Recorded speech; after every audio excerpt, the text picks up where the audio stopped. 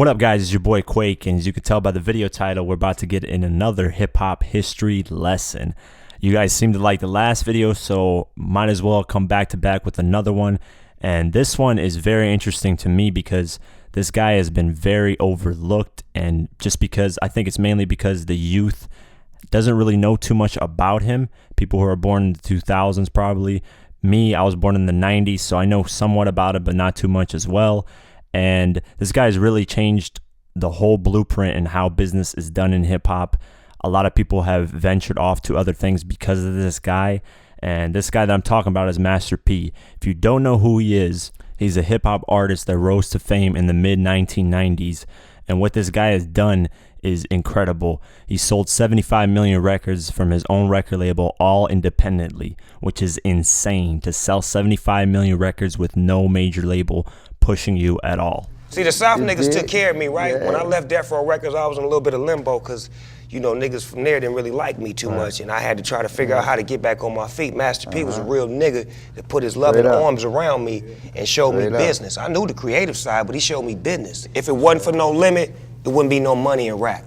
And motherfuckers can look at me like they crazy right now, but nigga, it was no money in rap until Master P came out. Nigga, I was on Death Row Records. We made more money than any of you niggas, all you rap labels. Nigga, Suge had all the money. He gave us a little bit. But nigga, when Master P came out, nigga, everybody on No Limit had money. We had money, guns, cars, everything. At all. So with that being said, let's get into the first major thing that he did that forever changed the music industry. And this goes way back to 1996, the deal that he did with Priority Records. Well, back then in the 80s and 90s, a lot of artists didn't pay attention to the business end of the music industry. They mostly focused on their art form, which an artist is supposed to do.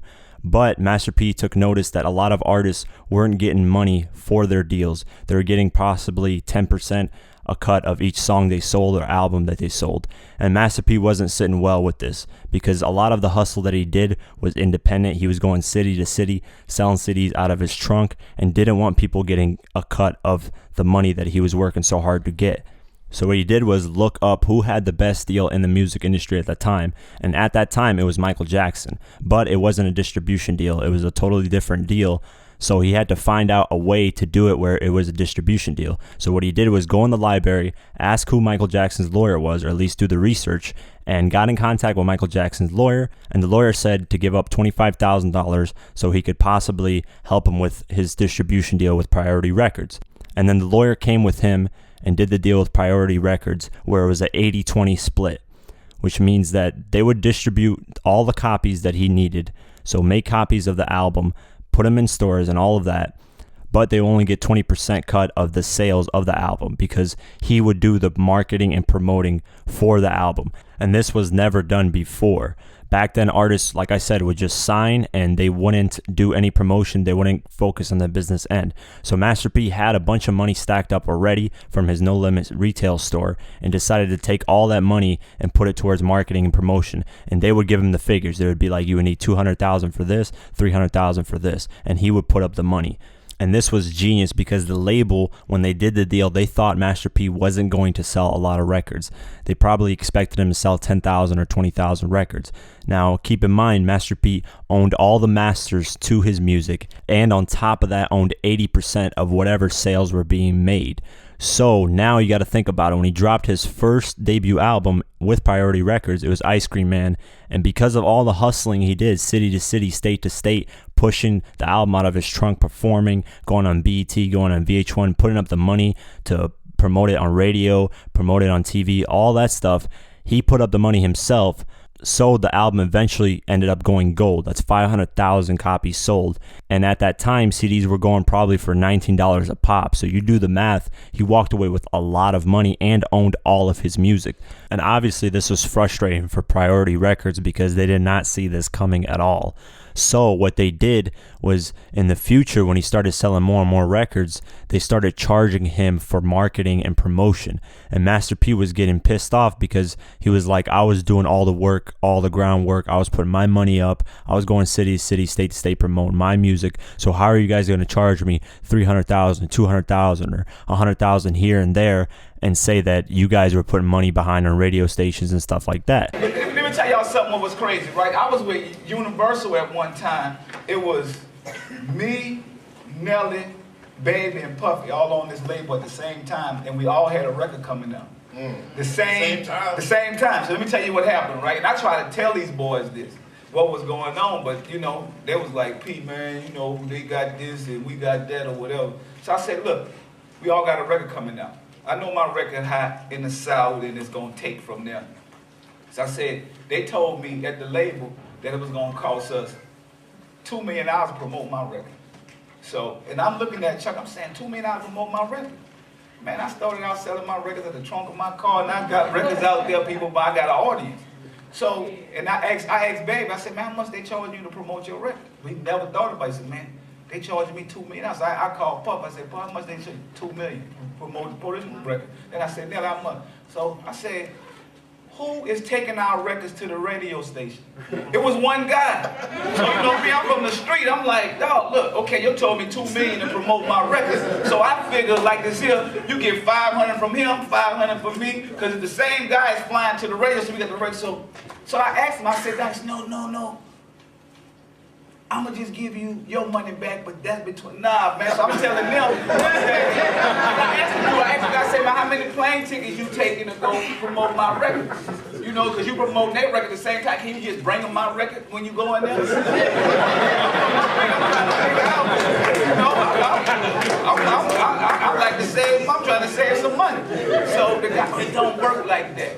I said, why it don't work like that? How many plane tickets gonna fly to promote my record? Because you promote Puffy and Nelly and Baby at the same time. Oh, you think you too smart? Dude, I'm just a dude on the street, don't know much, but that don't add up like no math.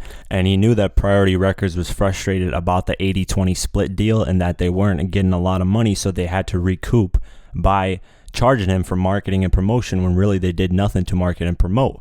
So what he thought of was a genius idea to get back at Priority Records and finesse them out of all the money that they were charging him, knowing that he had no charge fees for marketing and promotion. So what he decided to do is go to Priority Records and lie and basically say that he's starting a new record label called New No Limit Records, and that he would sign up-and-coming artists and market and promote them with the money that they were giving him. And he knew he needed the money up front. So what he asked labels to give him the money up front so that he could use that money to market and promote the artists that he's signing to the new label. But, and this is the greatest finesse story in hip-hop history and just in the music industry in general. So when he signed all these artists to this new label, their records are starting to blow up. So they start asking the label, where's our marketing and promotion money? The label starts to point the finger at Master P and says, listen, he's the one who has all the money. He asked for all the money up front and he has it. So the artists go to Master P and ask, where's our money for marketing and promotion? And he just simply says, listen, this is all my money that they tried to take from me earlier on. So I'm not in the music industry anymore, and you guys can ask the label for that kind of money. So it's insane that he did this and he got away with it. I mean, we don't know the amount that he got, but Chamillionaire is the one who broke the story, so he's the only one that knows the amount that he got. Master P never spoke on this. It probably would have never been noted to the public that this happened if it wasn't for Chamillionaire. And he talks about it in this video that I'm about to show you guys right now. Check it out. And this is the way the industry is designed. You gotta audit them and fight to get your money. It's not like the contract is just, you know, they're gonna follow it. You know, you gotta be smart enough to know that, okay, they're gonna try to inflate all these charges. Let me find a way to get my money out of them. Yeah. You know, Master P told me the illest story one time, man. I don't even know if I should repeat it, but he left this industry. He left this industry, man, and I used to go into the Universal offices, and I would be like, they would be talking crazy about Master P. I'm like, man, why y'all talking crazy about Master P? They're like, oh, Master P ran off with all the money, and we gave him a big deal, and he ran off with the money. So I got in touch with Master P, and I'm talking to Master P, and I'm trying to get him on something, and Master P is like, nah, I can't do it. I'm not doing nothing for the industry. I'm gone. And I'm like, why? You know, you built this. You were the person that started this for me. And he was like, I said, why do everybody talk crazy about you? They said you took money from him. He says, no, I took my money. When he was doing what he was doing with Master P, with No Limit, he was putting his uncle on, he was putting his niece on, he was putting everybody on, and everybody was going platinum, right? So he's supposed to get this big check because he's doing it independently. When he gets his check, all this money is missing, and he's like, where's the rest of the money? And the label says, hey, we did all this. We got $400,000 for marketing. We got this for that. He was like, what? I'm the one that did all that. Show me the proof. There was no proof. So Master P couldn't get his money from them. Right. So Master P says, okay, I'm gonna create this new thing, new No Limit or whatever, right? And he keeps it cool.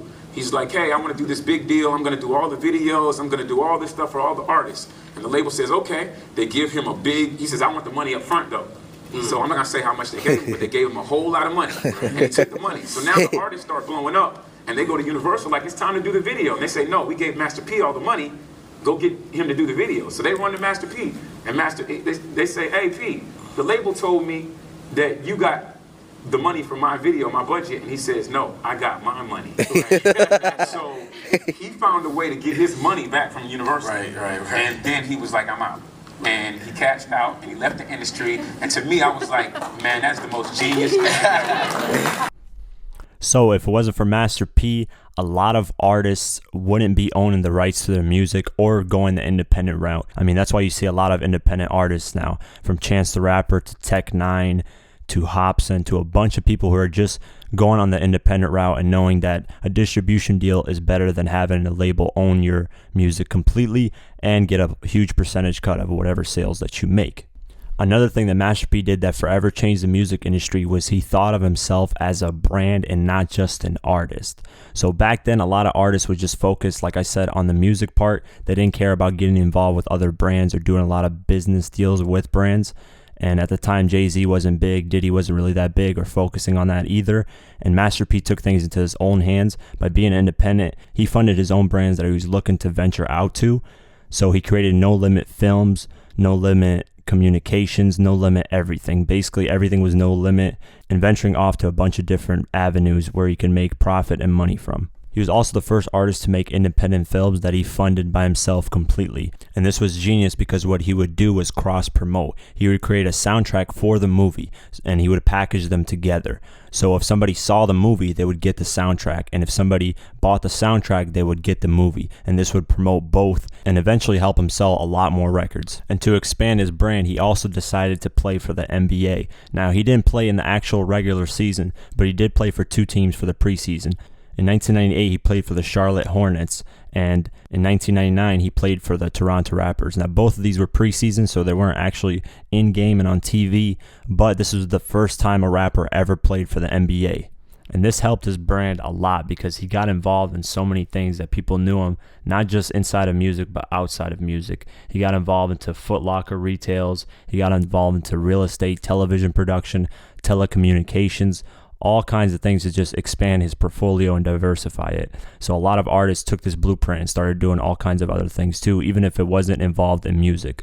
And another thing that was really overlooked about Master P that I really admire was that he was helping a lot of artists around him get money and eat. He was never greedy about his money, and he would always give advice to up-and-coming acts or artists, and he would always provide funds to them if they needed it. And the 2 great examples that I know of was that he helped comedian Eddie Griffin by cutting him $1 million check for his Foolish movie script. And another thing that he did was that he helped fund 50 Cent's first tour right before he blew up with Wanksta. So with that being said, he's done a lot for hip-hop, and I just wanted to give him his props in this video. I mean, he's very low-key, so that's probably why a lot of people don't know about these things. He doesn't even like to be on the Forbes list. The last time he was on the Forbes list was in 2013, and they had his net worth estimated about $350 million. So you know this guy's about his money, and you know he's set straight with business. So get in the comment box. Let me know what you guys think. Did you guys know that Master P did all these things and that he innovated a lot of these business ideas and implemented a lot of blueprints for artists to follow? And did you guys even know that he sold this many records or that he was even an artist? Because a lot of the younger generation had no idea that he was a rapper himself, not just a businessman. And let me know what video you guys want to see next. I did 50 Cent. I'll leave a link in the description below to check that one out or towards the end of this video. So like, share, subscribe, and I'll see you guys on the next one. Peace.